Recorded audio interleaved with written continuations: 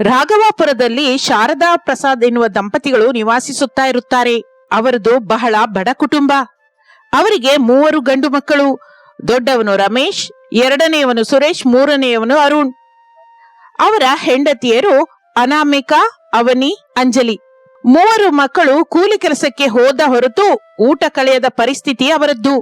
ಆದರೂ ಸರಿ, ಆ ಕುಟುಂಬದಲ್ಲಿ ಬಡತನವಿದ್ದರೂ ದೈವ ಭಕ್ತಿಗೆ ಮಾತ್ರ ಕಡಿಮೆ ಇಲ್ಲ.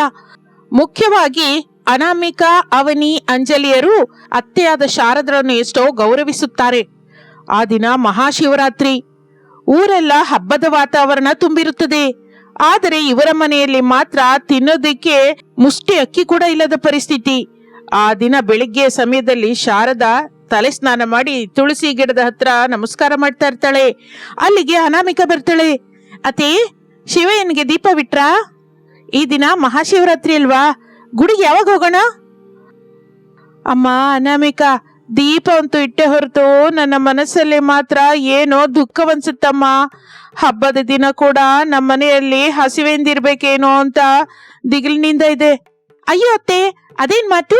ಶಿವರಾತ್ರಿ ಅಂದ್ರೇನೆ ಉಪವಾಸ ಅಲ್ವಾ? ನಮ್ಗೆ ಹೇಗೋ ತಿನ್ನೋದಕ್ಕೇನು ಇಲ್ಲ. ಆ ಶಿವಯ್ಯನೇ ನಮ್ ಜೊತೆ ಸ್ವಯಂ ಆಗಿ ಉಪವಾಸ ಇರಿಸ್ತಾ ಇದ್ದಾನೆ ಏನೋ. ಇದನ್ನು ಕೂಡ ನಾವು ಒಳ್ಳೇದಕ್ಕೆ ಅಂದ್ಕೊಳ್ಳೋಣ.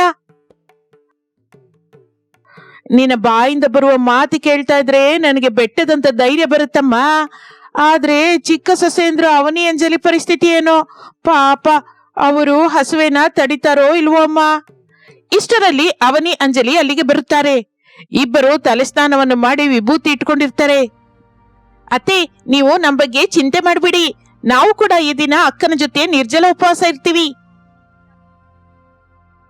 ಹೌದು ಅತ್ತೆ, ರಾತ್ರಿ ಎಲ್ಲ ಜಾಗರಣವಿದ್ದು ಶಿವಯ್ಯನ ಪೂಜಿಸ್ತೀವಿ. ನಮ್ಮ ಕಷ್ಟಗಳು ತೀರ್ಬೇಕು ಅಂದ್ರೆ ಆ ದೇವರ ದಯೆ ಇರ್ಬೇಕಲ್ಲ. ಸಂತೋಷ ತಾಯಿ, ನಿನ್ನ ಭಕ್ತಿನ ನೋಡ್ತಾ ಇದ್ರೆ ಆ ಪರಮೇಶ್ವರ ತಪ್ಪದೆ ಕರುಣಿಸ್ತಾನೆ ಅಂತ ನಂಗೆ ಅನ್ಸುತ್ತೆ. ಸರಿ, ಮತ್ತೆ ಪೂಜೆಗೆ ಬೇಕಾದ ಪತ್ರೆ, ಬಿಲ್ವಪತ್ರೆ ಎಲ್ಲಿಂದ ತರೋಣ? ತೆಂಗಿನಕಾಯಿ ತಗೊಳಕ್ಕೆ ಕೂಡ ಕೈಯಲ್ಲಿ ಚಿಲ್ಲರೆ ಕಾಸಿಲ್ಲ. ಅತ್ತೆ, ಆ ಶಿವಯ್ಯನಿಗೆ ಅಭಿಷೇಕಗಳು, ಆಭರಣಗಳು ಅಗತ್ಯವಿಲ್ಲ. ಮುಷ್ಟಿ ಬಿಲ್ವಪತ್ರೆ, ಸ್ವಲ್ಪ ನೀರಿದ್ರೆ ಸಾಕು, ಸಂತೋಷಿಸುತ್ತಾನೆ. ನಮ್ಮ ಹಿತ್ತಲಿನಲ್ಲಿರುವ ಬಿಲ್ವಪತ್ರೆ ಗಿಡದಿಂದ ಸೊಪ್ಪು ಕೊಯ್ಕೊಂಡ್ಬರ್ತೀನಿ. ನಾನ್ ಹೋಗಿ ನಮ್ಮ ಹಿತ್ತಲಲ್ಲಿರುವ ಬಿಲ್ವಪತ್ರೆ ಮರದಿಂದ ಎಲೆ ಕೊಯ್ಕೊಂಡ್ಬರ್ತೀನಿ. ನಾನು ನದಿಗೆ ಹೋಗಿ ಬಿಂದಿಗೆಯಿಂದ ನೀರ್ ತರ್ತೀನಿ ಅತ್ತೆ. ಅಭಿಷೇಕಕ್ಕೆ ಅದನ್ನೇ ಉಪಯೋಗಿಸೋಣ. ನಾನು ದೀಪಾರಾಧನೆಗಾಗಿ ಎಣ್ಣೆ ಇದೆಯಲ್ಲ ನೋಡಿ ಬತ್ತಿ ಸಿದ್ಧ ಮಾಡ್ತೀನಿ. ಹೀಗೆ 3 ಸೊಸೆಯಂದರು ತಲಾ ಒಂದು ಕೆಲಸವನ್ನು ಹಂಚಿಕೊಂಡು ಶಿವರಾತ್ರಿ ಪೂಜೆಗೆ ಏರ್ಪಾಟು ಮಾಡಿಕೊಳ್ಳುತ್ತಾರೆ. ಇನ್ನು ಮಧ್ಯಾಹ್ನದ ಸಮಯವಾಗುತ್ತದೆ. ರಮೇಶ್, ಸುರೇಶ್, ಅರುಣ್ ಕೆಲಸದಿಂದ ಮನೆಗೆ ತಿರುಗಿ ಬರುತ್ತಾರೆ. ಅವರ ಮುಖಗಳು ಬಾಡಿ ಹೋಗಿರುತ್ತದೆ. ಪ್ರಸಾದ್ ಜಗಲಿ ಮೇಲೆ ಕೂತ್ಕೊಂಡಿರ್ತಾನೆ. ಮಕ್ಕಳು ಬರುವುದನ್ನು ನೋಡಿ ಎದ್ದು ನಿಲ್ಲುತ್ತಾನೆ. ಏನು ರಮೇಶು, ಈ ದಿನ ಹಬ್ಬ ಅಲ್ವಾ, ಕೆಲ್ಸ ಸಿಕ್ತಾ? ಏನಾದ್ರೂ ದುಡ್ಡು ತಂದ್ರ? ಮನೆಯಲ್ಲಿ ಹೆಂಗಸರು ಪಾಪ ಉಪವಾಸ ಇದ್ದಾರೋ, ನಾವು ಯಾವಾಗಾದ್ರೂ ಅಕ್ಕಿ ತರ್ಬೇಕಲ್ವಾ? ಇಲ್ಲಪ್ಪ, ಈ ದಿನ ಹಬ್ಬ ಅಲ್ಲ ಅಂತ ಯಾರು ಕೆಲ್ಸ ಕೊಟ್ಟಿಲ್ಲ. ಕೇಳಿದ ಕಡೆಲೆಲ್ಲ ಇಲ್ಲ ಅಂತಾನೆ ಹೇಳಿದ್ರು. ಹೌದು ಅಪ್ಪ, ಊರೆಲ್ಲ ಗುಡಿ ಹತ್ರನೇ ಇದ್ದಾರೆ. ಹೊಲದ ಕೆಲಸ ಕೂಡ ನಿಲ್ಸಿದ್ದಾರೆ. ನಮ್ಮ ಕೈಯಲ್ಲಿ 1 ರೂಪಾಯಿ ಕೂಡ ಇಲ್ಲ. ಪಾಪ ಅಂಜಲಿಗೇನಾದ್ರೂ ಹಣ್ಣು ಫಲಹಾರ ತಗೊಂಬರೋಣ ಅನ್ಕೊಂಡೆ, ಆದ್ರೆ ಖಾಲಿ ಕೈಯಿಂದ ಬಂದ್ವಿ. ಇಷ್ಟರಲ್ಲಿ ಶಾರದಾ ಸೊಸೆಯರು ಹೊರಗೆ ಬರುತ್ತಾರೆ. ಏನು ಅಂದ್ರೆ, ನೀವು ಬಂದ್ರಾ? ದುಃಖ ಪಡಬೇಡಿ, ಈ ದಿನ ಹೇಗೋ ಉಪವಾಸನೆ ಅಲ್ವಾ, ನಾಳೆ ಶಿವಯ್ಯನ ದಯದಿಂದ ಏನೋ ಒಂದು ಕೆಲಸ ಸಿಗುತ್ತೆ ಬಿಡಿ. ಹೌದು ರೀ, ನೀವು ಹೋಗಿ ಕೈಕಾಲು ತೊಳ್ಕೊಂಡ್ ಬನ್ನಿ. ನಾವೆಲ್ಲರೂ ಸೇರಿ ಮನೆಯಲ್ಲಿಯೇ ಚಿಕ್ಕದಾಗಿ ಪೂಜೆ ಮಾಡ್ಕೊಳ್ಳೋಣ. ಅರುಣ್, ನೀನು ದುಃಖ ಪಡಬೇಡ, ನನಗೆ ಹಸಿವೆ ಆಗ್ತಾ ಇಲ್ಲ. ನಾವು ಈ ದಿನ ರಾತ್ರಿ ಜಾಗರಣೆ ಇದ್ದು ಭಜನೆ ಮಾಡೋಣ. ಶಾರದಾ, ನೋಡಿದ್ಯಾ ನಮ್ಮ ಸೊಸೆಯರು ಎಷ್ಟು ದೊಡ್ಡವರು? ಹೊಟ್ಟೆಯಲ್ಲಿ ಹಸಿವೆ ಇದ್ರು ಮುಖದಲ್ಲಿ ಮಾತ್ರ ಚಿರುನಗೆ ಅಳಿಸಲಾರದೆ ಹೋಗ್ತಾ ಇದೆ. ಇವರೇ ನಮ್ಮನೆ ಮಹಾಲಕ್ಷ್ಮಿಯರು. ಹೌದು ರೀ, ಬನ್ನಿ ಪೂಜೆ ಶುರು ಮಾಡೋಣ. ಹಾಗೆ ಅಂದುಕೊಳ್ಳುತ್ತಾ ಇರುವಾಗ ಸಾಯಂಕಾಲವಾಗುತ್ತದೆ. ಸೂರ್ಯ ಅಸ್ತಮಿಸಿ ಕತ್ತಲಾಗುತ್ತದೆ. ಆಕಾಶದಲ್ಲಿ ನಕ್ಷತ್ರಗಳು ಮಿಂಚುತ್ತಾ ಇರುತ್ತದೆ. ಶಾರದಳ ಮನೆಯಲ್ಲಿ ಚಿಕ್ಕ ಮಣ್ಣಿನ ದೀಪ ಬೆಳಗುತ್ತಾ ಇರುತ್ತದೆ. ಅನಾಮಿಕಾ, ಅವನಿ, ಅಂಜಲಿ, ಶಾರದಾ, ಪ್ರಸಾದ್ ಹಾಗೆ 3 ಮಕ್ಕಳು ಶಿವಲಿಂಗದ ಮುಂದೆ ಕೂತ್ಕೊಂಡಿರ್ತಾರೆ. ಅತ್ತೆ, ಈಗ ಮೊದಲಿನ ಜಾಮದ ಪೂಜೆ ಶುರು ಮಾಡೋಣವಾ? ಹಾಗೆಮ್ಮ. ರಮೇಶು, ನೀನು ಮೊದಲು ಶಿವಲಿಂಗಕ್ಕೆ ನೀರಿನಿಂದ ಅಭಿಷೇಕ ಮಾಡು. ಓಂ ನಮ ಶಿವಾಯ ಎಂದು ರಮೇಶ್ ನೀರನ್ನು ಲಿಂಗದ ಮೇಲೆ ಹಾಕುತ್ತಾನೆ. ಅನಾಮಿಕಾ ಬಿಲ್ವಪತ್ರೆಯನ್ನು ಒಂದೊಂದಾಗಿ ಹಾಕುತ್ತಾ ಓಂ ನಮ ಶಿವಾಯ. ಅಕ್ಕ, ನನ್ನ ಹತ್ರ ಕೆಲವು ಬಿಳಿ ಹೂವಿದೆ, ಅದು ಕೂಡ ಹಾಕೋಣ್ವಾ? ಹಾಕು ಅವನಿ. ಶಿವಯ್ಯನಿಗೆ ಅಲಂಕಾರಕ್ಕಿಂತ ಮನಸ್ಸು ಮುಖ್ಯ. ಅತ್ತೆ, ನನ್ಗೊಂದು ಸಂದೇಹ ಇದೆ. ನಾವು ಇಷ್ಟು ಭಕ್ತಿಯಿಂದ ಪೂಜೆ ಮಾಡ್ತಾ ಇದ್ದೀವಲ್ಲ, ಶಿವಯ್ಯ ನಮ್ಮ ಬಡತನವನ್ನ ಯಾಕೆ ಓಡಿಸ್ತಾ ಇಲ್ಲ? ಅಮ್ಮ ಅಂಜಲಿ, ದೇವರು ನಮಗೆ ಪರೀಕ್ಷೆ ಕೊಡ್ತಾ ಇದ್ದಾನೆ ಅಂದ್ಕೋಬೇಕಮ್ಮ. ಸಂಪತ್ತಿದ್ದಾಗ ಭಕ್ತಿ ಇರುವುದು ದೊಡ್ಡದಲ್ಲ, ಏನು ಇಲ್ಲದಾಗ ಕೂಡ ದೇವರನ್ನು ನಂಬಿಕೊಳ್ಳೋದೇ ಅಮ್ಮ ನಿಜವಾದ ಭಕ್ತಿ ಅಂದ್ರೆ. ಪಾಂಡವರು ಕಾಡಿನಲ್ಲಿದ್ದಾಗ ಕೂಡ ಕೃಷ್ಣನನ್ನು ಬಿಟ್ಟಿಲ್ವಲ್ಲ. ಚೆನ್ನಾಗಿ ಹೇಳ್ದೆ ಶಾರದಾ. ಅಮ್ಮ ಅಂಜಲಿ, ನಮ್ಮ ಕಷ್ಟಗಳು ನಮ್ಗೆ ಯಾವತ್ತೂ ಇರೋದಿಲ್ಲಮ್ಮ. ಈ ರಾತ್ರಿ ಜಾಗರಣೆ ಮಾಡೋದ್ರಿಂದ ನಮ್ಮ ಪಾಪವೆಲ್ಲ ತೊಲಗಿ ಹೋಗುತ್ತೆ. ಹೌದು ಅಂಜಲಿ, ನಾವು ನಂಬಿಕೆಯಿಂದಿರೋಣ. ಹಾಗೆ ಮೊದಲನೇ ಜಾಮದ ಪೂಜೆ ಪೂರ್ತಿಯಾಗುತ್ತದೆ. ರಾತ್ರಿ 9 ಗಂಟೆ ದಾಟುತ್ತದೆ. ಎಲ್ಲರೂ ಗುಂಡಗೆ ಕೂತ್ಕೊಂಡು ಶಿವಯ್ಯನ ಹಾಡು ಹಾಡ್ತಾ ಇರ್ತಾರೆ. ಆದರೆ ಹಗಲೆಲ್ಲ ಕೆಲಸ ಹುಡುಕಿಕೊಂಡು ಸುಸ್ತಾದ ಗಂಡಸರಿಗೆ ನಿದ್ದೆ ಹೊತ್ಕೊಂಡು ಬರುತ್ತೆ. ಹಬ್ಬಾ, ಕಣ್ಣು ಎಳ್ಕೊಂಡು ಹೋಗ್ತಾ ಇದೆ. ಒಂದು ಕ್ಷಣ ಬೆನ್ನು ವಾಲಿಸ್ತೀನಿ. ಏನಂದ್ರೆ ನಿದ್ದೆ ಮಾಡಬಾರ್ದು, ಈ ದಿನ ಜಾಗರಣೆ ಅಲ್ವಾ? ನಿದ್ದೆ ಹೋದ್ರೆ ಉಪವಾಸದ ಫಲತ ಸಿಕ್ಕೋದಿಲ್ಲ. ಹೇಳಿ. ಇಲ್ಲ ಅವನಿ, ನನ್ನಿಂದ ಆಗ್ತಾ ಇಲ್ಲ. ಒಂದು 10 ನಿಮಿಷ ಅಷ್ಟೇ. ಸುರೇಶ್, ಶಿವರಾತ್ರಿ ಜಾಗರಣೆ ಅಂದ್ರೆ ಸಾಮಾನ್ಯವಾದ ವಿಷಯವಲ್ಲ. ನಿದ್ರೆಯನ್ನು ಜಯಿಸಿದವನೇ ಶಿವನಿಗೆ ಹತ್ತಿರವಾಗ್ತಾನೆ. ಎದ್ದೇಳು, ಹೋಗಿ ಮುಖ ತೊಳ್ಕೊಂಡ್ ಬಾ. ಹೇಳೋ ತಮ್ಮ, ಅದಕ್ಕೆ ಹೇಳ್ತಾ ಇದ್ದಾಳಲ್ಲ, ನಾವು ಗಂಡಸರಾಗಿದ್ದು ಹೆಂಗಸರಿಗಿಂತ ಮೊದಲು ನಿದ್ದೆ ಹೋದ್ರೆ ಚೆನ್ನಾಗಿರಲ್ಲ. ಹೌದು ಅಣ್ಣಯ್ಯ, ನಮ್ಮ ಹೆಂಡತಿಯರು ಎಷ್ಟು ನಿಷ್ಠೆಯಿಂದಿದ್ದಾರೆ ನೋಡು. ಅವ್ರನ್ನ ನೋಡಾದ್ರೂ ನಾವು ಕಲ್ತ್ಕೋಬೇಕು. ಅಕ್ಕ, ನಂಗ್ ಕೂಡ ಸ್ವಲ್ಪ ಮತ್ತಾಗಿದೆ. ಏನಾದ್ರೂ ಕತೆ ಹೇಳ್ತೀಯಾ? ನಾನು ಕೇಳ್ಕೊಂಡು ಎಚ್ಚರವಾಗಿರ್ತೀವಿ. ಹೌದಮ್ಮ ಅನಾಮಿಕಾ, ನೀನು ಪುರಾಣಗಳು ತುಂಬಾ ಓದ್ತಿಯಲ್ಲ. ಶಿವರಾತ್ರಿ ಬಗ್ಗೆ ಏನಾದ್ರೂ ಕತೆ ಹೇಳು, ಎಲ್ಲರಿಗೂ ನಿದ್ರೆ ಹೋಗುತ್ತೆ. ಸರಿ ಅತ್ತೆ, ಎಲ್ಲರೂ ಶ್ರದ್ಧೆಯಿಂದ ಕೇಳಿ. ಪೂರ್ವದಲ್ಲಿ ಒಬ್ಬ ಬೇಟೆಗಾರ ಇದ್ದಿದ್ದ. ಅವನು ಕಾಡಿನಲ್ಲಿ ಬೇಟೆಗೆ ಹೋಗಿ ರಾತ್ರಿಯಾಗಿ ಹೋಗಿದ್ದರಿಂದ ದಾರಿ ತಪ್ಪಿ ಹೋಗುತ್ತಾನೆ.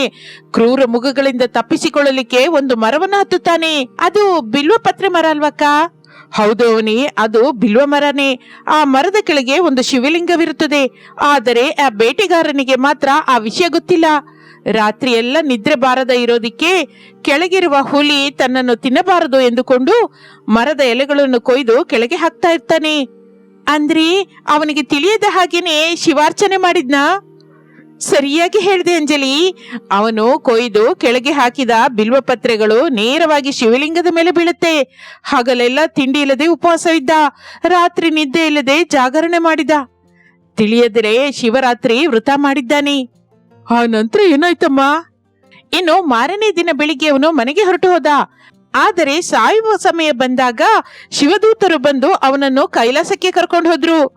ತಿಳಿಯದೆ ಮಾಡಿದ ಪೂಜೆಗೆ ಅಷ್ಟು ಫಲವಿದ್ದರೆ ನಾವು ಈಗ ಭಕ್ತಿಯಿಂದ ಶ್ರದ್ಧೆಯಿಂದ ಮಾಡಿದ ಪೂಜೆಗೆ ಇನ್ನೆಷ್ಟು ಫಲವಿರುತ್ತೋ ಆಲೋಚಿಸಿ. ನಿಜನೇ ಅಕ್ಕ, ಈಗ ನನಗೆ ನಿಜಕ್ಕೂ ನಿದ್ದೆ ಬರ್ತಾ ಇಲ್ಲ. ಆ ಬೇಟೆಗಾರಗಿಂತ ನಾವು ಅದೃಷ್ಟವಂತರಲ್ವಾ? ಅಂಜಲಿ, ನಿನ್ನಲ್ಲಿ ಇಷ್ಟೊಂದು ಬದಲಾವಣೆ ಬರುತ್ತೆ ಅನ್ಕೊಂಡಿರ್ಲಿಲ್ಲ. ಸೋಮಾರಿಯಾದ ನೀನು ಜಾಗರಣೆ ಇರ್ತೀಯ ಅಂತಂದ್ರೆ ಎಲ್ಲ ಶಿವಯ್ಯನ ಮಹಿಮೆನೆ. ಏನ್ ಮಾಡೋಣ, ಬಡವರಲ್ವಾ, ಕಷ್ಟಪಟ್ರೆ ಹೊರತು ಫಲ ಸಿಕ್ಕೋದಿಲ್ಲ. ಹಾಗೆ ಅವರು ಒಂದು ಕತೆ ಕೇಳಿದ ನಂತರ ಎಲ್ಲರಲ್ಲಿಯೂ ನೂತನ ಉತ್ಸಾಹ ಬರುತ್ತದೆ. ಇನ್ನು ಅರ್ಧರಾತ್ರಿ 12 ಗಂಟೆ ಆಗುತ್ತದೆ. ಲಿಂಗೋದ್ಭವ ಕಾಲ ಆಸನವಾಗುತ್ತದೆ. ಅಮ್ಮ, ಈಗ ಲಿಂಗೋದ್ಭವದ ಕಾಲ. ಶಿವ ಜ್ಯೋತಿರ್ಲಿಂಗವಾಗಿ ಉದ್ಭವಿಸುವ ಸಮಯ. ಎಲ್ಲರೂ ನಿಂತ್ಕೊಳ್ಳಿ, ನಾವು ಮಹಾ ಮೃತ್ಯುಂಜಯ ಮಂತ್ರವನ್ನು ಜಪಿಸೋಣ. ಎಲ್ಲರೂ ನಿಂತುಕೊಂಡು ಕೈಗಳನ್ನು ಜೋಡಿಸಿ ಮಂತ್ರ ಜಪಿಸುತ್ತಾರೆ. ಹಾಗೆ ಅವರು ಮಂತ್ರ ಜಪಿಸುತ್ತಾ ಇರುವಾಗ ಗಾಳಿ ಗಟ್ಟಿಯಾಗಿ ಬೀಸುತ್ತದೆ. ದೀಪ ರಪರಪವೆನ್ನುತ್ತದೆ, ಆದರೆ ಆರಿ ಹೋಗುವುದಿಲ್ಲ. ಅನಾಮಿಕ ಗಬಕ್ಕಂತ ಕೈಯಡ್ಡ ಇಡುತ್ತಾಳೆ. ಶಿವಯ್ಯ, ಈ ದೀಪವನ್ನು ಆರಿಸಬೇಡ ತಂದೆ. ನಮ್ಮ ಬದುಕಿನ ದೀಪ ಆರಿ ಹೋದರೂ ನಿನ್ನ ಅಖಂಡ ಜ್ಯೋತಿಯನ್ನು ಕಾಪಾಡ್ಕೋತೀವಿ. ಅಕ್ಕ, ಎಣ್ಣೆ ಆಗಿ ಹೋಗ್ತಾ ಇದೆ, ದೀಪ ಹೇಗೆ ಬೆಳಗುತ್ತೆ? ಅಯ್ಯೋ, ಮನೆಯಲ್ಲಿ ಎಣ್ಣೆ ಹನಿ ಕೂಡ ಇಲ್ವಲ್ಲ, ಈಗ ಹೇಗೆ? ಅತ್ತೆ, ಗಾಬರಿ ಆಗ್ಬೇಡಿ. ಹಾಗೆ ಎಂದು ಪಕ್ಕದಲ್ಲೇ ಇರುವ ತುಪ್ಪದ ಪಾತ್ರೆಯಲ್ಲಿ ಕೆಳಗಡೆ ಇರುವ ಸ್ವಲ್ಪವಾದ ತುಪ್ಪವನ್ನು ಕೈಯಿಂದ ತೆಗೆದು ಬತ್ತಿಗೆ ಹಚ್ಚುತ್ತಾಳೆ. ಶಿವಯ್ಯ, ನಮ್ಮ ಹತ್ರ ಎಣ್ಣೆ ಇಲ್ಲ, ನಮ್ಮ ಭಕ್ತಿ ಇಷ್ಟೇ ಅಂದ್ಕೊಳ್ಳಿ. ಆ ಸಮಯದಲ್ಲಿ ಆಶ್ಚರ್ಯಕರವಾಗಿ ದೀಪ ಮತ್ತಷ್ಟು ಕಾಂತಿವಂತವಾಗಿ ಬೆಳಗುತ್ತದೆ. ಅದ್ಭುತವಮ್ಮ ಅಂಜಲಿ, ನಿನ್ನ ಸಮಯ ಸ್ಫೂರ್ತಿ ನಮ್ಮನೆಯನ್ನು ಕಾಪಾಡಿದೆ. ಆ ಶಿವಯ್ಯ ನಮ್ಮನ್ನು ಕರುಣಿಸಿದ್ದಾನೆ. ನೋಡಿ, ದೀಪ ಎಷ್ಟು ಕಳಕಳೆಯಾಡ್ತಾ ಇದೆ. ನಮ್ಮ ಕಷ್ಟಗಳು ಕೂಡ ಹೀಗೆ ತೊಲಗಿ ಹೋಗುತ್ತೆ ಅಂತ ನನ್ಗೆ ನಂಬಿಕೆ ಇದೆ. ಹೌದು ಅಣ್ಣಯ್ಯ, ನಮ್ಮ ಹೆಂಡತಿಯರ ಪುಣ್ಯದಿಂದಲೇ ನಮಗೆ ಅದೃಷ್ಟ. ಅಕ್ಕ, ಈಗ 3ನೇ ಜಾಮದ ಪೂಜೆ ಮಾಡೋಣ. ಶಿವಯ್ಯನ ನಾಮ ಓದೋಣ. ಸರಿ ಅವನಿ. ಓಂ ಶಿವಾಯ ನಮಃ, ಓಂ ಮಹೇಶ್ವರಾಯ ನಮಃ, ಓಂ ಶಂಭುವೇ ನಮಃ. ಆ ಸಮಯದಲ್ಲಿ ಎಲ್ಲರೂ ಅನಾಮಿಕಳ ಜೊತೆಗೆ ದನಿಗುಡಿಸುತ್ತಾರೆ. ರಾತ್ರಿ ಎಲ್ಲ ಶಿವನಾಮ ಸ್ಮರಣೆಯಿಂದ ಆ ಮನೆ ಮಾರ್ದನಿಸುತ್ತದೆ. ಬೆಳಗಿನ ಜಾವ 4 ಗಂಟೆಯಾಗುತ್ತದೆ. ಬ್ರಹ್ಮ ಮುಹೂರ್ತ ಪ್ರವೇಶಿಸುತ್ತದೆ. ಅಮ್ಮ ಸೊಸೇಂದ್ರೆ, ನಿಮ್ಮ ಮೂವರಿಗೂ ಪಾದಾಭಿವಂದನ ಮಾಡ್ಬೇಕು ಅಂತಿದೆ. ಅಯ್ಯೋತೆ, ಅದೇನ್ ಮಾತು? ನೀವೇ ನಮಗೆ ದೈವ, ನಿಮ್ಮ ಆಶೀರ್ವಾದವೇ ನಮಗೆ ರಕ್ಷೆ. ಹೌದು ಅತ್ತೆ, ನೀವು ನಮಗೆ ಅತ್ತೆ ಅಲ್ಲ, ಅಮ್ಮನಂತವರು. ಅಲ್ಲ ತಾಯಿ, ಬಡತನ ಅನ್ನುವ ಕತ್ತಲೆಯಲ್ಲಿರುವ ನಮ್ಮ ಮನೆಗೆ ನೀವು ಮೂವರು ಬೆಳಕು ದೀಪವಾಗಿ ಬಂದಿದ್ದೀರಾ. ಈ ಶಿವರಾತ್ರಿಗೆ ನಿಮ್ಮಿಂದಲೇ ನಮಗೆ ಇಷ್ಟೊಂದು ಪುಣ್ಯ ಬಂತು. ನಿದ್ರೆಯನ್ನು ಜಯಿಸಿದ್ದೀರಾ, ಹಸಿವೆಯನ್ನು ಓಡಿಸಿದ್ದೀರಾ. ನಿಜವಾದ ಶಿವ ಪಾರ್ವತಿಯರಮ್ಮ ನೀವು. ಹೌದಮ್ಮ, ನಿಮ್ಮ ಮಾವಯ್ಯನಾಗಿ ನಾನು ಕೂಡ ಗರ್ವ ಪಡ್ತಾ ಇದ್ದೀನಿ. ಮಾವಯ್ಯ, ನಿಮ್ಮ ಪ್ರೇಮದ ಮುಂದೆ ಆ ಚಳಿ ನಿದ್ದೆ ಏನಕ್ಕೋ ನೆನಪಿಗೆ ಬರಲಿಲ್ಲ. ಇನ್ನು ಮಾರನೇ ದಿನ ಗುಡಿ ಗಂಟೆ ಬೆಳಗುತ್ತದೆ, ಕೋಳಿ ಕೂಗು ಕೇಳಿಸುತ್ತದೆ. ಬೆಳಗಾಗಿದೆ, ಜಾಗರಣೆ ಪೂರ್ಣವಾಗಿದೆ. ಬನ್ನಿ, ಎಲ್ಲರೂ ಸೇರಿ ನದಿಗೆ ಹೋಗಿ ಸ್ನಾನ ಮಾಡಿ ಗುಡಿಗೆ ಹೋಗಿ ಶಿವಯ್ಯನ ದರ್ಶನ ಮಾಡ್ಕೊಂಡು ಬರೋಣ. ಬನ್ನಿ, ಈ ದಿನ ನನಗೆ ತುಂಬಾ ಸಂತೋಷವಾಗಿದೆ. ಏನೋ ತಿಳಿಯದ ಶಕ್ತಿ ಬಂದ ಹಾಗಿದೆ ಅನ್ಸುತ್ತೆ. ಹಾಗೆ ಅಂದುಕೊಳ್ಳುತ್ತಾ ಎಲ್ಲರೂ ನದಿಗೆ ಹೋಗಿ ಸ್ನಾನವನ್ನು ಮಾಡಿ ಊರಿನ ಕೊನೆಯಲ್ಲಿರುವ ಶಿವಾಲಯಕ್ಕೆ ಹೋಗುತ್ತಾರೆ. ಗುಡಿಯಲ್ಲಿ ಪೂಜಾರಿಯವರು ಆರತಿ ಮಾಡ್ತಾ ಇರ್ತಾರೆ. ಇವರು ಹೋಗುವ ಸಮಯಕ್ಕೆ ಗುಡಿಯಲ್ಲಿ ಜನ ಕಮ್ಮಿನೇ ಇರ್ತಾರೆ. ಬನ್ನಿ ಪ್ರಸಾದ್ ಅವರೇ, ಬನ್ನಿ. ಏನು ಈ ಸಲ ಕುಟುಂಬವೆಲ್ಲ ಬಂದಿದ್ದೀರಾ? ಹೌದು ಸ್ವಾಮಿ, ನನ್ನ ಸೊಸೆಯಂದರು ರಾತ್ರಿ ಎಲ್ಲ ಜಾಗರಣವಿದ್ದಾರೆ, ಈಗ ದರ್ಶನಕ್ಕೆ ಬಂದಿದ್ದೀವಿ. ತುಂಬಾ ಸಂತೋಷ. ಆ ಶಿವಯ್ಯನ ಆಶೀರ್ವಾದ ನಿಮಗೆ ಯಾವಾಗಲೂ ಇರುತ್ತೆ. ತಗೊಳ್ಳಿ, ತೀರ್ಥ ಪ್ರಸಾದ ಇಟ್ಕೊಳ್ಳಿ. ಹಾಗನ್ನುತ್ತಾ ಪೂಜಾರಿ ಪ್ರಸಾದ ಕೊಡುತ್ತಾನೆ. ಅನಾಮಿಕಾ, ಅವನಿ, ಅಂಜಲಿ ಪ್ರಸಾದವನ್ನು ಕಣ್ಣಿಗೆ ಹೊತ್ತುಕೊಂಡು ಸ್ವೀಕರಿಸುತ್ತಾರೆ. ಸ್ವಾಮಿ, ನಾವು ಬಡವರು, ದಕ್ಷಿಣೆ ಕೊಡಲಾರ್ದೆ ಹೋಗ್ತಾ ಇದ್ದೀವಿ. ಹುಚ್ಚು ತಾಯಿ, ಭಕ್ತಿಗಿಂತ ಹೆಚ್ಚಾದ ದಕ್ಷಿಣೆ ಏನಿದೆ ಅಮ್ಮ? ನಿಮ್ಮ ನಿಷ್ಠೆಯೇ ಶಿವನಿಗೆ ಕೋಟಿ ವರಹ. ಅಂದ ಹಾಗೆ ನಿನ್ನೆ ರಾತ್ರಿ ನಮ್ಮ ಗುಡಿಯ ಧರ್ಮಕರ್ತ ಒಂದು ವಿಷಯ ಹೇಳಿದ್ರು. ಗುಡಿಯಲ್ಲಿ ಪ್ರಸಾದ ಮಾಡೋದಕ್ಕೆ ಹೂಮಾಲೆಯನ್ನು ಕಟ್ಟೋದಿಕ್ಕೆ ನಂಬಿಕೆಯಾದವರು ಬೇಕು ಅಂತ. ನೀವು ಮೂವರು ಸೊಸೆಯರು ಆ ಕೆಲಸ ಮಾಡ್ತೀರಾ?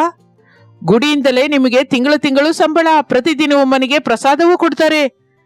ಈ ಮಾತು ಕೇಳುತ್ತಲೇ ಶಾರದಳ ಕಣ್ಣಲ್ಲಿ ನೀರು ಬರುತ್ತೆ. ನಿಜವಾಗಿನ ಸ್ವಾಮಿ, ನಮ್ಮ ಕಷ್ಟಗಳು ತೀರಿ ಹೋದ ಹಾಗಿನ?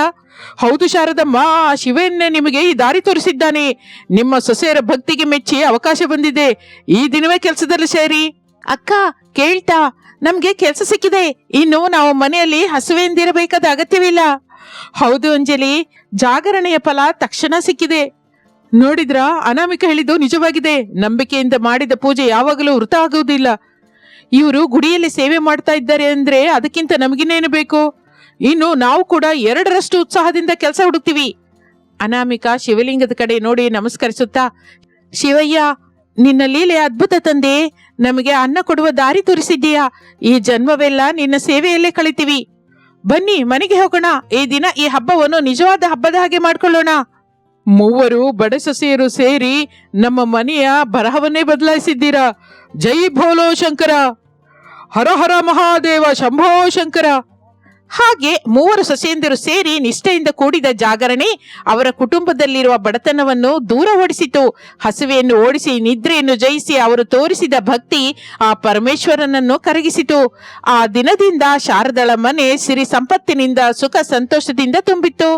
ಇದು ಇಂದಿನ ಕತೆ. ಮತ್ತೊಂದು ಆಸಕ್ತಿಕರ ಕತೆ ಜೊತೆ ಮತ್ತೆ ಸೇರೋಣ. ಅಲ್ಲಿಯವರೆಗೂ ವಿರಾಮ. ನಮಸ್ತೆ. ಅದು ಒಂದು ಕುಗ್ರಾಮವಾದ ಹಳ್ಳಿ. ಡಿಸೆಂಬರ್ ತಿಂಗಳಾಗಿದ್ದರಿಂದ ಚಳಿ ಹುಲಿಯ ಹಾಗೆ ಅಬ್ಬರಿಸುತ್ತಾ ಇರುತ್ತದೆ. ಹೊಗೆ ಮಂಜು ಎಷ್ಟು ದಟ್ಟವಾಗಿದೆ ಎಂದರೆ ಎದುರಿಗೆ ಮನುಷ್ಯ ಬರ್ತಾ ಇದ್ರು ಕಾಣಿಸದಂತೆ ಇರ್ತಾ ಇತ್ತು. ಆ ಊರಿನ ಕೊನೆಯಲ್ಲಿ ಹಂಚಿನ ಮನೆಯಲ್ಲಿ ಪ್ರಸಾದ್ ಕುಟುಂಬವಿರುತ್ತದೆ. ಬಡತನ ಮನೆಯನ್ನೆಲ್ಲ ಪ್ರಸರಿಸಿರುತ್ತದೆ. ಬೆಳಗಿನ ಜಾವ ಮನೆ ಮುಂದೆ ಚಿಕ್ಕ ಬೆಂಕಿ ಹಾಕಿಕೊಂಡು ಶಾರದಾ ಪ್ರಸಾದರು ಚಳಿ ಕಾಯಿಸ್ಕೊತಾ ಇರ್ತಾರೆ. ಶಾರದ ನಡುಗುತ್ತಾ 2 ಕೈಗಳು ಬೆಂಕಿಯ ಕಡೆ ಚಾಚುತ್ತಾ, ಹಬ್ಬಬ್ಬಬ್ಬ, ಏನ್ರಿ ಇದು ಚಳಿ? ಈ ವರ್ಷ ಮತ್ತೆ ಎಲುಬು ಕುರಿತಾ ಇದೆ. ನನ್ನ ದೇಹದಲ್ಲಿ ಸಹನೆ ನಶಿಸಿ ಹೋಗ್ತಾ ಇದೆ. ಆ ಹಳೇ ಬೆಡ್ಶೀಟ್ ಹರಿದು ಹೋಗಿದೆ.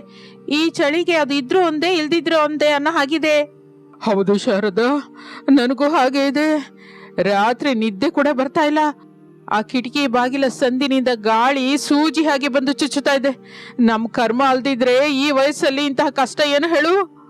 ನಮ್ಮ ರಮೇಶ್ ಅವನಿಗೆ ಇನ್ನೂ ಯಾವ ಕೆಲಸವೂ ಸಿಕ್ಕಿಲ್ಲ ಅಂತೀಯಾ? ಏನೋ ರೀ, ಪಾಪ ಅವನಾದ್ರೂ ಏನ್ ಮಾಡ್ತಾನೆ? ಕೂಲಿ ಕೆಲ್ಸಕ್ಕೆ ಹೋಗೋಣ ಅಂದ್ರೆ ಈ ಚಳಿಗೆ ಯಾರು ಕೆಲಸ ಹೇಳ್ತಾ ಇಲ್ಲ. ಮನೆಯಲ್ಲಿ ನೋಡಿದ್ರೇನು 1 ಹೊತ್ತು ಕಳೆಯೋದೇ ಕಷ್ಟವಾಗಿದೆ. ನಮ್ಮ ಸೊಸೆ ಅನಾಮಿಕಾ ಅಡಿಗೆ ಮನೆಯಲ್ಲಿ ಏನ್ ಮಾಡ್ತಿದ್ದಾಳೋ ಏನೋ. ಸೊಸೆ ವಿಷಯ ಹೋಗ್ಲಿ, ಮೊದ್ಲು ಮಕ್ಕಳು ಎದ್ರ ಪಾಪ ಅವ್ರಿಗೆ ಹೊದ್ಕೊಳಕ್ ಕೂಡ ಬೆಡ್ಶೀಟ್ ಸರಿಯಾಗಿಲ್ಲ. ಆ ನವ್ಯ ತಾಯಿ ಹರೀಶ್ ಮಗ ಮುದುಡ್ಕೊಂಡ್ ಮಲಗಿದ್ದಾರೆ. ಅವ್ರು ನೋಡ್ತಾ ಇದ್ರೆ ನಾನು ಎದೆ ಜಳ್ ಅನ್ನತ್ತೆ ಶಾರದಾ. ಇಷ್ಟರಲ್ಲಿ ಒಳಗಡೆಯಿಂದ ಅನಾಮಿಕಾ ಕೈಗಳಲ್ಲಿ 2 ಗ್ಲಾಸ್ ಬಿಸಿ ನೀರಿನಿಂದ ಬರುತ್ತಾಳೆ. ಮಾವಯ್ಯ, ಅತ್ತೆ, ಈ ಬಿಸಿ ನೀರು ಕುಡೀರಿ. ಟೀ ಮಾಡೋದಕ್ಕೆ ಹಾಲಿಲ್ಲ, ಕನಿಷ್ಠ ಬಿಸಿ ನೀರಾದ್ರೂ ಕುಡಿದ್ರೆ ಗಂಟಲಲ್ಲಿ ಸ್ವಲ್ಪ ಉಪಶಮನವಾಗಿರುತ್ತೆ. ಅಯ್ಯೋ ಅನಾಮಿಕಾ, ಹಾಲಿಲ್ವ ತಾಯಿ? ಹೋಗ್ಲಿ ಬಿಡು, ಬಡವರ ಮನೆಯಲ್ಲಿ ನೀರೇ ಅಮೃತ. ಮಕ್ಕಳು ಎದ್ರಮ್ಮ? ಎದ್ರು ಅತ್ತೆ, ಚಳಿಗೆ ನಡುಗ್ತಾ ಇದ್ದಾರೆ. ಅವರಿಗೆ ಹಸಿವೆ ಆಗ್ತಿದೆ ಅಂತ ಕೇಳ್ತಾ ಇದ್ರು. ರಾತ್ರಿ ಮಿಕ್ಕ ಅನ್ನ ಸ್ವಲ್ಪ ಇತ್ತು, ಅದನ್ನೇ ಅವರಿಗೆ ಹಾಕಿದ್ದೀನಿ, ಅವ್ರು ತಿಂತಾ ಇದ್ದಾರೆ. ನೋಡಿದ್ಯಾ ಶಾರದಾ, ನಮ್ಮ ಬದುಕು ಹೇಗಾಗಿ ಹೋಗಿದೆ. ಹಸು ಮಕ್ಕಳಿಗೆ ಹೊಟ್ಟೆ ತುಂಬಾ ಅನ್ನ ಕೊಡಲಾರದ ಸ್ಥಿತಿನಲ್ಲಿದ್ದೀವಿ. ನಾನು ಬದುಕಿರೋದೇನಕ್ಕೆ? ಮಾವಯ್ಯ, ಹಾಗೆ ಅಧೈರ್ಯ ಪಡಬೇಡಿ. ಕಷ್ಟ ಶಾಶ್ವತವಲ್ಲ, ಏನೋ ಒಂದು ದಾರಿ ಸಿಕ್ಕತ್ತೆ. ಅವ್ರಿನ್ನೂ ಬಂದಿಲ್ವಾ? ಬೆಳಿಗ್ಗೆನೆ ನದಿ ಕಡೆ ಹೋಗಿದ್ರು. ನದಿ ಕಡೆನಾ? ಈ ಚಳಿನಲ್ಲಿ ಅಲ್ಲೇ ನಮ್ಮ ಕೆಲ್ಸ. ಮೊದಲೇ ನೀರ್ ನೋಡಿದ್ರೆ ಮಂಜುಗಡ್ಡೆ ಆಗಿದೆ. ನೆಗಡಿ ಆದ್ರೆ ಔಷಧಿ ಕೊಂಡ್ಕೊಳ್ಳೋದಕ್ಕೆ ನಮ್ಮ ಹತ್ರ ಚಿಲ್ಲರೆ ಕಾಸು ಕೂಡ ಇಲ್ಲ. ಇಲ್ಲ ಅತ್ತೆ, ಏನೋ ಪ್ರಯತ್ನ ಮಾಡ್ತೀನಿ ಅಂತ ಹೋಗಿದ್ದಾರೆ. ಖಾಲಿಯಾಗಿ ಮನೆಯಲ್ಲಿ ಕೂತ್ಕೊಂಡ್ರೆ ಹಸುವೆ ತೀರಲ್ಲ ಅಂತ ಅಂದ್ರು. ಅಷ್ಟರಲ್ಲಿಯೇ ರಮೇಶ್ ಕೈಯಲ್ಲಿ ಒಂದು ಚೀಲದ ಜೊತೆ ನಡುಗುತ್ತಾ ಅಲ್ಲಿಗೆ ಬರುತ್ತಾನೆ. ಅವನ ಬಟ್ಟೆ ಸ್ವಲ್ಪ ಒದ್ದೆಯಾಗಿರುತ್ತದೆ. ಅಮ್ಮ, ಅಪ್ಪ. ಅಯ್ಯೋ ರಮೇಶು, ಏನೋ ಈ ಥಂಡಿ, ಈ ಚಳಿನಲ್ಲಿ ನೀರಲ್ಲಿ ಇಳಿದಿಯೇನೋ? ನಿನಗೇನಾದ್ರೂ ಹುಚ್ಚಲ್ಲಮ್ಮ, ಹಸುವೆ. ಮನೆಯಲ್ಲಿ ಅಕ್ಕಿ ಆಗಿದೆ ಅಂತ ಮಕ್ಕಳು ಹಸುವೆಂದಿದ್ದಾರೆ. ಅದಕ್ಕೆ ನದಿಗೆ ಹೋಗಿ ಮೀನ್ ಹಿಡ್ದಿದ್ದೀನಿ. ಅದೃಷ್ಟ ಚೆನ್ನಾಗಿತ್ತು, 4 ದೊಡ್ಡ ಮೀನು ಸಿಕ್ಕಿದೆ. ಮೀನುಗಳ? ನಿಜವಾಗಿ ಏನೋ ರಮೇಶು, ಈ ಚಳಿಗಾಲದಲ್ಲಿ ಮೀನಿನ ಹುಳಿ ತಿಂದ್ರೆ ಆ ರುಚಿನೇ ಬೇರೆ ಕಣೋ. ಆದ್ರೆ ನಮ್ಮ ಹತ್ರ ಎಣ್ಣೆ ಮಸಾಲೆ ಎಲ್ಲ ಎಲ್ಲಿದೆ? ಅದಕ್ಕೆ ಅಪ್ಪ, ಇದನ್ನ ಊರಲ್ಲಿ ಯಾರಿಗಾದ್ರೂ ಮಾರಾಟ ಮಾಡಿ ಆ ದುಡ್ಡಿನಿಂದ ಅಕ್ಕಿ ತರೋಣ ಅನ್ಕೊಂಡಿದ್ದೀನಿ. ಅನಾಮಿಕಾ ಗಂಡನ ಹತ್ತಿರ ಬಂದು ಚೀಲವನ್ನು ನೋಡುತ್ತಾ, ನಿಲ್ಲಿ, ಈ ಮೀನನ್ನು ಹಸಿಯಾಗಿ ಮಾರಿದ್ರೆ ಕಡಿಮೆ ದುಡ್ಡು ಬರುತ್ತೆ. ಅದೇ ನಾವು ಅಡಿಗೆ ಮಾಡಿ ಮಾರದ? ಏನ ಅನಾಮಿಕಾ ನೀನ್ ಹೇಳೋದು? ನಮ್ಮನೆ ಸೊಸೆ ನಡು ಬೀದಿಯಲ್ಲೇ ನಿಂತು ಮೀನೇ ಮಾರ್ತಾಳ? ನಮ್ಮ ಮರ್ಯಾದೆ ಏನಾಗ್ಬೇಕು? ನಮ್ಮದು ಒಂದು ಕಾಲದಲ್ಲಿ ದೊಡ್ಡ ಕುಟುಂಬ, ಈಗ ಬಡತನ ಬಂದ್ರು ಮರ್ಯಾದೆ ಕಳಿಬಾರ್ದು. ಅತ್ತೆ, ಮರ್ಯಾದೆ ಹಸುವೆ ತೀರ್ಸುತ್ತಾ? ನಮ್ಮ ಮಕ್ಕಳು ಹಸುವೆಯಿಂದ ಒದ್ದಾಡ್ತಾ ಇದ್ರೆ ನಾವು ಮರ್ಯಾದೆ ಬಗ್ಗೆ ಆಲೋಚಿಸೋದು ನ್ಯಾಯನಾ? ಈ ಚಳಿಗಾಲದಲ್ಲಿ ಎಲ್ಲರಿಗೂ ಬಿಸಿ ಬಿಸಿಯಾಗಿ ಖಾರವಾಗಿ ಏನಾದ್ರೂ ತಿನ್ಬೇಕು ಅಂತಿರುತ್ತೆ. ನಮ್ಮ ಕೈ ಅಡಿಗೆ ರುಚಿ ಬಗ್ಗೆ ನಿಮ್ಗೆ ಗೊತ್ತೇ ಇಲ್ಲ. ಈ ಮೀನು ಮಾರಿ ಬರುವ ದುಡ್ಡಿಗಿಂತ ಇದನ್ನ ಫಿಶ್ ಫ್ರೈ ಮಾಡಿ ಮಾರಿದ್ರೆ 4 ಕಾಸು ಹೆಚ್ಚು ದುಡ್ಡು ಬರುತ್ತೆ. ಶಾರದಾ, ಸೊಸೆ ಹೇಳಿದ್ರಲ್ಲಿ ಕೂಡ ನಿಜಾನೇ ಇದೆ. ಊರಿನಲ್ಲಿ ಎಲ್ರು ಚಳಿಗೆ ಬಾಯೆಲ್ಲ ಸಪ್ಪೆಯಾಗಿ ಹೋಗಿದೆ ಅಂತಾರೆ. ಈಗ ಇದನ್ನ ಬಿಸಿಯಾಗಿ ಮೀನಿನ ಫ್ರೈ ವಾಸನೆ ಬಂದ್ರೆ ಲೊಟ್ಟೆ ಹಾಕೊಂಡು ತಿಂತಾರೆ. ಮರ್ಯಾದೆ ವಿಷಯ ದೇವ್ರಿಗೆ ಬಿಡು, ಮೊದ್ಲು ಬದುಕಿನ ಬಂಡಿ ಎಳಿಬೇಕಲ್ಲ. ಆದ್ರೆ ಅನಾಮಿಕಾ, ಬಂಡವಾಳಕ್ಕೆ ದುಡ್ಡಿಲ್ವಲ್ಲ. ಎಣ್ಣೆ, ಖಾರ, ಮಸಾಲೆ ನಮ್ಗೆ ಹೇಗೆ ಬರುತ್ತೆ? ಅದಕ್ಕೆ ನನ್ನ ಹತ್ರ ನಮ್ಮಮ್ಮ ಮದುವೆಯಲ್ಲಿ ಕೊಟ್ಟ ಚಿಕ್ಕದಾದ ಬೆಳ್ಳಿ ಗೆಜ್ಜೆ ಇದೆ ರೀ. ಅದನ್ನ ಅಡವಿಟ್ಟು ಸಾಮಾನು ತಗೊಂಬನ್ನಿ. ಈ ದಿನ ಸಾಯಂಕಾಲನೇ ನಾವು ವ್ಯಾಪಾರ ಶುರು ಮಾಡೋಣ. ನಿನ್ನ ಗೆಜ್ಜೆ ಅಡವಿಡೋದಾ? ಬೇಡ ತಾಯಿ. ಅತ್ತೆ, ಅದಿದ್ರೆ ಕಾಲಿಗೆ ಅಂದ, ಆದ್ರೆ ನಮ್ಮ ಕುಟುಂಬ ಸಂತೋಷವಾಗಿದ್ರೆ ಮನಸ್ಸಿಗೆ ಅಂದ. ದಯವಿಟ್ಟು ಅಡ್ಡ ಬರಬೇಡಿ. ಹಾಗೆ ಅನಾಮಿಕಳ ಹಠವನ್ನು ನೋಡಿ ಆ ದಿನ ಮಧ್ಯಾಹ್ನವೇ ರಮೇಶ್ ಸಾಮಾನು ತಗೊಂಡ್ಬರ್ತಾನೆ. ಅನಾಮಿಕಾ ಮಸಾಲೆಯನ್ನು ಕುಟ್ಟಲಿಕ್ಕೆ ಶುರು ಮಾಡ್ತಾಳೆ. ಅಮ್ಮ ಅನಾಮಿಕಾ, ವಾಸನೆ ಸಖತ್ತಾಗಿದೆ ತಾಯಿ. ಈ ಮಸಾಲೆ ವಾಸನೆಗೆ ಬಾಯಲ್ಲಿ ನೀರ್ ಬರ್ತಾ ಇದೆ. ಇಷ್ಟಕ್ಕೂ ನೀನ್ ಇದ್ರಲ್ಲಿ ಏನ್ ಹಾಕ್ತಾ ಇದ್ಯಾ? ಇದು ನಮ್ಮ ಅಜ್ಜಿ ಹೇಳ್ಕೊಟ್ಟ ಮಸಾಲೆ ಮಾವಯ್ಯ. ಇದರಲ್ಲಿ ಸ್ವಲ್ಪ ಲವಂಗ, ದಾಲ್ಚಿನ್ನಿ, ಚಕ್ಕೆ ಜೊತೆಗೆ ಸೀಕ್ರೆಟ್ ಆಗಿ ಸ್ವಲ್ಪ ವಾಮು ಕೂಡ ಹಾಕಿದ್ದೀನಿ. ಈ ಚಳಿಗಾಲದಲ್ಲಿ ವಾಮು ಹಾಕಿದ್ರೆ ಚೆನ್ನಾಗಿ ಜೀರ್ಣವಾಗುತ್ತೆ ಅಂತ. ಇಷ್ಟರಲ್ಲಿ ಮಕ್ಕಳು ಹರೀಶ್, ಭವ್ಯ ಓಡಿಕೊಂಡು ಅಡಿಗೆ ಮನೆಗೆ ಬರ್ತಾ, ಅಮ್ಮ ಅಮ್ಮ, ಒಳ್ಳೆ ವಾಸನೆ ಬರ್ತಾ ಇದೆ, ನಮ್ಗೆ ಹಸಿವೆ ಆಗ್ತಾ ಇದೆ. ನಿಲ್ಲಿ, ಮೊದ್ಲು ದೇವರಿಗೆ ಕೈ ಮುಗಿದು ನಾವು ಅಂಗಡಿ ಶುರು ಮಾಡಿದ ಮೇಲೆ ಮೊದಲ ತುತ್ತು ನಿಮ್ಗೆ ಕೊಡ್ತೀನಿ. ಅತ್ತೆ, ನೀವು ಎಲೆ ರೆಡಿ ಮಾಡಿ. ಅನಾಮಿಕಾ, ನಾವು ಮನೆ ಮುಂದೆ ಒಲೆ ಇಡೋಣ್ವಾ? ಬೀದಿಲ್ ಹೋಗೋರು ಏನ್ ಅನ್ಕೋತಾರೋ ಏನೋ. ಅತ್ತೆ, ನಾವು ಮಾಡುವುದು ಕಳ್ತನ ಅಲ್ವಲ್ಲ, ಕಷ್ಟಪಟ್ಟು ಮಾಡ್ತಾ ಇದ್ದೀವಿ. ನಮ್ಮ ಮನೆ ಜಗಲಿ ಮೇಲೆ ಚಿಕ್ಕ ಒಲೆ ಇಡೋಣ. ಏನು ಅಂದ್ರೆ ನೀವು ಮೀನನ್ನ ಶುಭ್ರ ಮಾಡಿ ಕೊಟ್ರೆ ನಾನು ಈ ಮಸಾಲನ ರೆಡಿ ಮಾಡ್ತೀನಿ. ಹಾಗೆ ಅನಾಮಿಕಾ. ಹಾಗೆ ರಮೇಶ್ ಮೀನನ್ನು ಶುಭ್ರ ಮಾಡಿ ಕೊಡುತ್ತಾನೆ. ಸಾಯಂಕಾಲವಾಗುತ್ತದೆ. ಸೂರ್ಯ ಅಸ್ತಮಿಸಿ ಕತ್ತಲಾಗುತ್ತಾ ಇರುವಾಗ ಚಳಿ ತೀವ್ರತೆ ಹೆಚ್ಚಾಗುತ್ತದೆ. ಅನಾಮಿಕಾ ಮನೆಯ ಮುಂದೆ ಜಗಲಿ ಮೇಲೆ ಸೌದೆ ಒಲೆ ರಾರಾಜಿಸುತ್ತದೆ. ಆ ಒಲೆ ಮೇಲೆ ಬಾಣ್ಲಿ ಇಟ್ಟು ಮೀನನ್ನ ಫ್ರೈ ಮಾಡ್ತಾ ಇರ್ತಾಳೆ. ಆ ಮಸಾಲೆ ಹಚ್ಚಿದ ಘಾಟಾದ ಗಮ್ಮನ್ನುವ ಮೀನಿನ ವಾಸನೆ ಬೀದಿಯೆಲ್ಲ ಹರಡುತ್ತದೆ. ಅಬ್ಬಬ್ಬಬ್ಬ, ಶಾರದಾ ನೋಡಿದ್ಯಾ? ಈ ವಾಸನೆಗೆ ಊರಲ್ಲಿ ಅರ್ಧ ಮಂದಿ ಇಲ್ಲಿಗೆ ಬರ್ದೇ ಇದ್ರೆ ನಾನು ಕೇಳು. ಮೊದ್ಲು ಮಕ್ಕಳಿಗೆ ಕೊಡಮ್ಮ, ಅವರು ಹಸುವೆ ಅಂತ ಇದ್ದಾರೆ. ಹಾಗೆ ಅತ್ತೆ. ನವ್ಯ, ಹರೀಶ್, ಇಲ್ಲಿ ಬನ್ನಿ. ಅಲ್ಲಿಗೆ ಅವರು ಬಂದ ಮೇಲೆ ಬಿಸಿ ಬಿಸಿ ಮೀನಿನ 2 ಚೂರು ತೆಗೆದು ಎಲೆಯಲ್ಲಿ ಹಾಕಿ ಅವರಿಗೆ ಕೊಡುತ್ತಾಳೆ. ಅಮ್ಮ, ತುಂಬಾ ಚೆನ್ನಾಗಿದೆ, ಖಾರವಾಗಿ, ಬಿಸಿಯಾಗಿ, ಭಲೆಯಾಗಿದೆ. ಹೌದಮ್ಮ, ಇನ್ನೂ ಬೇಕು. ಮೊದ್ಲು ಮಾರಲಿಕ್ಕೆ ಇಡೋಣಮ್ಮ, ಮಿಕ್ಕಿದ್ರೆ ನಾವು ತಿನ್ನೋಣ. ನಮ್ಮ ಕಷ್ಟ ಫಲಿಸ್ಬೇಕಲ್ಲ. ಅಷ್ಟರಲ್ಲಿ ಬೀದಿಯಲ್ಲಿ ನಡೆದುಕೊಂಡು ಹೋಗ್ತಾ ಇರುವ ರಂಗಮ್ಮ ಆ ವಾಸನೆ ನೋಡಿ ನಿಲ್ಲುತ್ತಾಳೆ. ರಂಗಮ್ಮಂಗೆ ಬಾಯಿನ ತುರಿಕೆ ಹೆಚ್ಚಾಗಿರುತ್ತೆ. ಏನೇ ಶಾರದಾ, ಏನಿದು ನಿಮ್ ಮನೆ ಮುಂದೆ ಇಷ್ಟೊಂದು ಹೊಗೆ? ಏನೋ ಘಾಟದ ವಾಸನೆ ಬರ್ತಾ ಇದೆ. ಏನ್ ಮಾಡ್ತಾ ಇದ್ದೀರಾ ಏನು? ಅದು ಅದು ರಂಗಮ್ಮಕ್ಕ, ನಮ್ ಸೊಸೆ. ಬನ್ನಿ ರಂಗಮ್ಮತ್ತೆ, ಮೀನಿನ ಫ್ರೈ ಮಾಡ್ತಾ ಇದ್ದೀನಿ. ಈ ಚಳಿಗಾಲದಲ್ಲಿ ಬಿಸಿ ಬಿಸಿಯಾಗಿ ತಿಂದ್ರೆ ಚೆನ್ನಾಗಿರುತ್ತೆ ಅಂತ ವ್ಯಾಪಾರಕ್ಕಿಟ್ಟಿದ್ದೀನಿ. ಓಹೋ, ವ್ಯಾಪಾರನ? ನೆನ್ನೆವರೆಗೂ ತಿನ್ನೋದಕ್ಕೆ ತಿಂಡಿ ಇಲ್ಲ ಅಂತ ಹತ್ತಿದ್ರಿ, ಈ ದಿನವೇನೋ ಏಕವಾಗಿ ಹೋಟೆಲ್ ಇಟ್ಟಿದ್ದೀರಾ? ಪ್ರಸಾದಣಿಯ, ಇದೇನು ವಿಚಿತ್ರ? ಈ ಮನೆ ಹೆಂಗಸರು ಹೀಗೆ ರೋಡ್ ಮೇಲೆ ಅಡ್ಗೆ ಮಾಡೋದ? ಆದ್ರೂ ಇದ್ರಲ್ಲಿ ತಪ್ಪೇನಿದೆ ರಂಗಮ್ಮ, ಕಷ್ಟಪಟ್ಟು ಬದುಕ್ತಾ ಇದ್ದೀವಿ. ಆದ್ರೂ ನಿಮಗೆ ಬೇಕಾದ್ರೂ ಕೊಂಡ್ಕೋ, ಇಲ್ಲಾಂದ್ರೆ ಇಲ್ಲ. ಸುಮ್ಮನೆ ಸಲಹೆ ಕೊಡಬೇಡ. ನನ್ನ ಸೊಸೆ ಅದ್ಭುತವಾಗಿ ಮಾಡಿದಾಳೆ. ಅಬ್ಬೋ, ಕೋಪವೇನಕ್ಕೆ? ವಾಸನೆ ಅಂತೂ ಚೆನ್ನಾಗಿದೆ.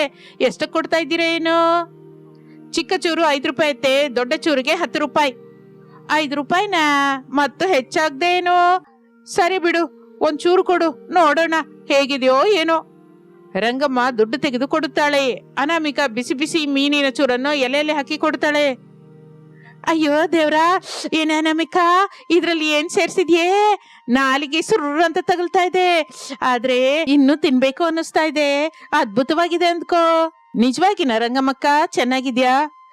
ಚೆನ್ನಾಗಿರೋದೇನು ಶಾರದಾ, ಈ ಚಳಿಗೆ ಈ ಖಾರ ತಗಲ್ತಾ ಇದ್ರೆ ಸ್ವರ್ಗ ಕಾಣಿಸ್ತಾ ಇದೆ. ಇನ್ನೊಂದೆರಡು ಚೂರು ಕಟ್ಟೆ, ನಮ್ಮ ಮನೇಲಿ ಮುದ್ಕಂಗೆ ತಗೊಂಡೋಗ್ತೀನಿ. ಶೀತದಿಂದ ಸಾಯ್ತಾ ಇದ್ದಾನೆ, ಇದನ್ ತಿಂದ್ರೆ ಸೆಟ್ ಆಗಿ ಹೋಗ್ತಾನೆ. ಹಾಗೆ ಹೇಳುತ್ತಲೇ ಅನಾಮಿಕಾ ರಂಗಮ್ಮಂಗೆ ಮೀನು ಕಟ್ಟಿಕೊಡುತ್ತಾಳೆ. ರಂಗಮ್ಮನ ಮಾತು ಆ ಬಾಯಿಂದ ಈ ಬಾಯಿಂದ ಊರೆಲ್ಲ ಹರಡುತ್ತದೆ. ಆ ಘಾಟಾದ ವಾಸನೆ ಗಾಳಿಯಲ್ಲಿ ತೇಲಿ ಊರಿನ ಮಧ್ಯಕ್ಕೆ ಹೋಗುತ್ತದೆ. ಒಬ್ಬೊಬ್ಬರಾಗಿ ಪ್ರಸಾದನ ಮನೆಗೆ ಬರಲಿಕ್ಕೆ ಶುರು ಮಾಡುತ್ತಾರೆ. ಹಾಗೆ ಸ್ವಲ್ಪ ಹೊತ್ತಿನಲ್ಲಿಯೇ ಮನೆ ಮುಂದೆ ಚಿಕ್ಕದಾದ ಜಾತ್ರೆ ಹಾಗೆ ಜನ ಸೇರುತ್ತಾರೆ. ರಮೇಶ್ ಮೀನ್ ಕೊಡ್ತಾ ಇದ್ರೆ ಅನಾಮಿಕಾ ಚಕಚಕ ಹುರಿತಾ ಇರ್ತಾಳೆ. ಶಾರದಾ ದುಡ್ಡು ತಗೋತಾ ಇರ್ತಾಳೆ. ಪ್ರಸಾದ್ ಬಂದವರ ಜೊತೆ ಮಾತನಾಡುತ್ತಾ ಉತ್ಸಾಹ ಕೊಡ್ತಾ ಇರ್ತಾನೆ. ಆಗಲೇ ಅಲ್ಲಿಗೆ ಊರಿನ ದೊಡ್ಡವನಾದ ರೈತ ಸೋಮಯ್ಯ ಬರ್ತಾನೆ. ಸೋಮಯ್ಯ ಭೋಜನ ಪ್ರಿಯ. ಏನಯ್ಯ ಪ್ರಸಾದ್, ಏನ್ ಇಲ್ಲಿ ಇಷ್ಟೊಂದು ಜನ? ವಾಸನೆ ನಮ್ಮ ಮನೆವರೆಗೂ ಬರ್ತಾ ಇದೆ. ಹಾ, ಬನ್ನಿ ಸೋಮಯ್ಯನವ್ರೇ, ಬನ್ನಿ. ನಮ್ಮ ಸೊಸೆ ಅನಾಮಿಕಾ ಸ್ಪೆಷಲ್ ಆಗಿ ಮೀನಿನ ಫ್ರೈ ಮಾಡ್ತಾ ಇದ್ದಾಳೆ.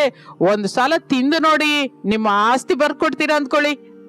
ಅಷ್ಟು ರುಚಿಯಾಗಿದೆ ಅಂತೀಯಾ? ಸರಿ, ಒಂದು ಪ್ಲೇಟು ಮಾಡಮ್ಮ, ಮಸಾಲೆ ಹೆಚ್ಚಾಗಿ ಹಾಕು. ಹಾಗೆ ರೀ. ಹಾಗೆ ಹೇಳಿ ಅನಾಮಿಕಾ ಮೀನನ್ನು ಕರೆದು ಸೋಮಯ್ಯಂಗೆ ಕೊಡ್ತಾಳೆ. ಅಬ್ಬಬ್ಬಾ, ಏನ್ ರುಚಿ ತಾಯಿದು! ನಾನು ಪಟ್ಟಣದಲ್ಲಿ ಎಷ್ಟೋ ದೊಡ್ಡ ಹೋಟೆಲ್ ಅಲ್ಲಿ ತಿಂದೆ ಹೊರತು ಈ ರುಚಿ ಎಲ್ಲೂ ನೋಡಿಲ್ಲ. ಈ ಮಸಾಲೆಯಲ್ಲಿ ಏನೋ ಮಾಯ ಇದೆ ಅಮ್ಮ. ಮೀನಿನ ಚೂರು ಕರಕರ ಅಂತ ಇದೆ. ಪ್ರಸಾದು, ನಿನ್ನ ಸೊಸೆ ಅನ್ನಪೂರ್ಣಮ್ಮ ತಾಯಿ. ಧನ್ಯವಾದಗಳು ಸೋಮಯ್ಯನವ್ರೆ. ಇಗೋ ರಮೇಶು, ನನ್ಗೊಂದು 10 ಚೂರು ಪಾರ್ಸಲ್ ಮಾಡ್ಕೊಡು. ನಮ್ಮ ಮನೇಲಿ ಇರೋರೆಲ್ರಿಗೂ ರುಚಿ ತೋರಿಸ್ಬೇಕು. ನಾಳೆ ನಮ್ಮ ಹೊಲದಲ್ಲಿ ಕೆಲ್ಸಗಾರರಿಗೆಲ್ಲ ಊಟ ಕೊಡ್ತಾ ಇದ್ದೀನಿ. ಒಂದು 50 ಮೀನು ಫ್ರೈ ಮಾಡಿ ತರಬೇಕು. ದುಡ್ಡು ಎಷ್ಟಾದ್ರೂ ಕೊಡ್ತೀನಿ. ತಪ್ಪದೆ ಸೋಮಯ್ಯನವ್ರೆ, ನಾಳೆ ಮಧ್ಯಾಹ್ನ ತಗೊಂಡ್ಬರ್ತೀನಿ. ಆಗ ಸೋಮಯ್ಯ ಅಷ್ಟು ದೊಡ್ಡ ಆರ್ಡರ್ ಕೊಡುವ ಹೊತ್ತಿಗೆ ಶಾರದಳ ಕಣ್ಣಲ್ಲಿ ಕೂಡ ನೀರು ಬರುತ್ತೆ. ಸುತ್ತಮುತ್ತಲಿನ ಜನ ಕೂಡ ಮೈ ಮೇಲ್ ಬಿದ್ದು ತಗೊಂತಾ ಇರ್ತಾರೆ. ನೋಡ್ತಾ ಇರೋ ಹಾಗೆ ರಮೇಶ್ ತನ್ನ ಮೀನುಗಳೆಲ್ಲ ಆಗಿ ಹೋಗುತ್ತದೆ. ಜನ ಕೇಳ್ತಾನೆ ಇರ್ತಾರೆ, ಅಯ್ಯೋ ಮೀನ್ ಆಗೋಗಿದೆ, ನಾಳೆ ಸಾಯಂಕಾಲ ಇನ್ನೂ ಹೆಚ್ಚಾಗಿ ಮಾಡ್ತೀವಿ, ದಯವಿಟ್ಟು ನಾಳೆ ಬನ್ನಿ. ನೋಡಿದ್ರಾ, ನಾನು ಮೊದ್ಲೇ ಹೇಳ್ದೆ ಅನಾಮಿಕಾ ಕೈ ಅಡಿಗೆ ಅದ್ಭುತ ಅಂತ. ನಾಳೆ ನಾನು ಎಲ್ಲರಿಗಿಂತ ಮೊದ್ಲೇ ಬರ್ತೀನಿ. ಎಲ್ಲರೂ ಹೊರಟೋದ ಮೇಲೆ ಶಾರದಾ ಸೆರಗಿನಲ್ಲಿರುವ ದುಡ್ಡನ್ನು ತೆಗೆದು ಲೆಕ್ಕ ಮಾಡುತ್ತಾಳೆ. ಆಕೆ ಕೈ ನಡುಗ್ತಾ ಇರುತ್ತದೆ, ಚಳಿಯಿಂದಲ್ಲ ಆನಂದದಿಂದ. ಏನು ಅಂದ್ರೆ, ಇಲ್ಲಿ ನೋಡಿ, ಒಂದು ಸಾಯಂಕಾಲದಲ್ಲಿಯೇ ನಾವು 106 ರೂಪಾಯಿ ಸಂಪಾದಿಸಿದ್ವಿ. ರಮೇಶ್ ಕೂಲಿ ಕೆಲಸಕ್ಕೆ ಹೋದ್ರೆ ಒಂದು ವಾರವಾದ್ರೂ ಇಷ್ಟು ದುಡ್ಡು ಬರಲ್ಲ. ಅಮ್ಮ, ಇದೆಲ್ಲ ಅನಾಮಿಕಳಿಂದ. ಮೊದಲು ನಾನು ಭಯಪಟ್ಟೆ, ಮೀನ್ ಯಾರು ತಗೋತಾರೆ ಅಂದ್ಕೊಂಡೆ. ಆದ್ರೆ ಅನಾಮಿಕನೇ ಧೈರ್ಯ ಮಾಡಿದ್ದಾಳೆ. ಹೌದು ಕಣೋ, ಲಕ್ಷ್ಮೀದೇವಿ ನಮ್ಮ ಮನೆಯಲ್ಲೇ ಇದ್ದಾಳೆ. ನಾವು ಇಷ್ಟು ದಿನ ಗಮನಿಸ್ಲಿಲ್ಲ. ಅನಾಮಿಕಾ, ನೀನು ಈ ಮನೆನ ದಡಕ್ಕೆ ಸೇರಿಸಿದ್ದೆ ತಾಯಿ. ಮಾವಯ್ಯ, ಇದು ನಮ್ಮೆಲ್ಲರ ಕಷ್ಟ. ಈಗ ಈ ದುಡ್ಡಿನಿಂದ ಮೊದಲು ಮಕ್ಕಳಿಗೆ, ನಿಮಗೂ ಅತ್ತೆಗೆ ಒಳ್ಳೆ ರಗ್ಗು ಸ್ವೆಟರ್ಸ್ ಕೊಂಡ್ಕೊಳ್ಳೋಣ. ನಾಳೆಯಿಂದ ಇನ್ನು ದೊಡ್ಡ ರೂಪದಲ್ಲಿ ವ್ಯಾಪಾರ ಮಾಡೋಣ.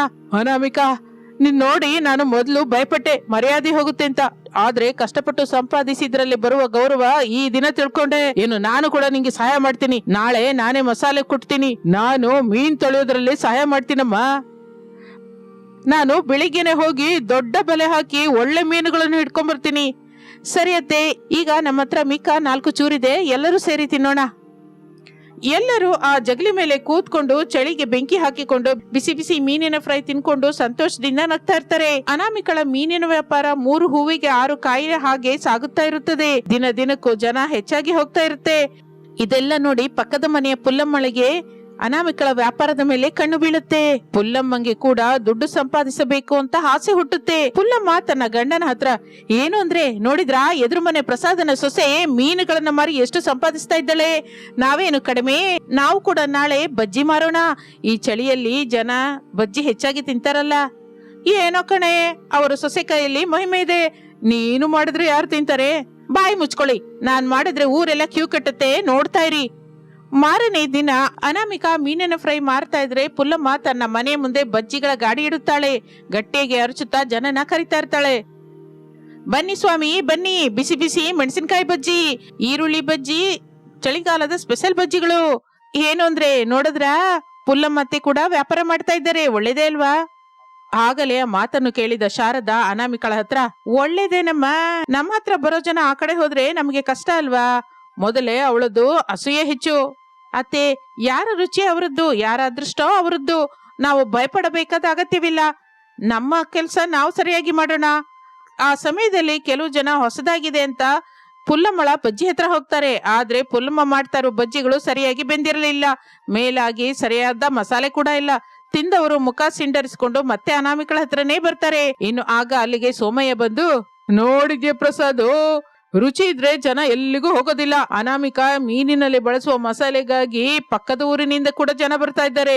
ಏನೇ ಇದ್ರಲ್ಲಿ ಮಾಯಾ, ಮೀನುಗಳೇ ಅಲ್ವಾ, ಅಷ್ಟೆಲ್ಲ ಮೈ ಮೇಲೆ ಬೀಳ್ತಾ ಇದ್ದಾರೆ. ಪುಲ್ಲಮ್ಮತ್ತೆ, ದುಃಖ ಪಡಬೇಡಿ. ಬಜ್ಜಿ ಚೆನ್ನಾಗಿ ಬರಬೇಕು ಅಂದ್ರೆ ಹಿಟ್ಟಿನಲ್ಲೇ ಸ್ವಲ್ಪ ವಾಮು, ಅಡಿಗೆ ಸೋಡಾ ಹಾಕಿ. ಎಣ್ಣೆ ಮತ್ತೆ ಹೆಚ್ಚಾಗಿ ಕಾಯಬಾರ್ದು. ನಾಳೆ ನೀವು ಹಾಗೆ ಮಾಡಿ ನೋಡಿ, ವ್ಯಾಪಾರ ಚೆನ್ನಾಗಾಗುತ್ತೆ. ಏನೇ ನಿನಗೆ ಪೈಪೋಟಿಯಾಗಿ ನಾನಿಟ್ರೆ ನಂಗೆ ಸಲಹೆ ಕೊಡ್ತಾ ಇದೀಯಾ?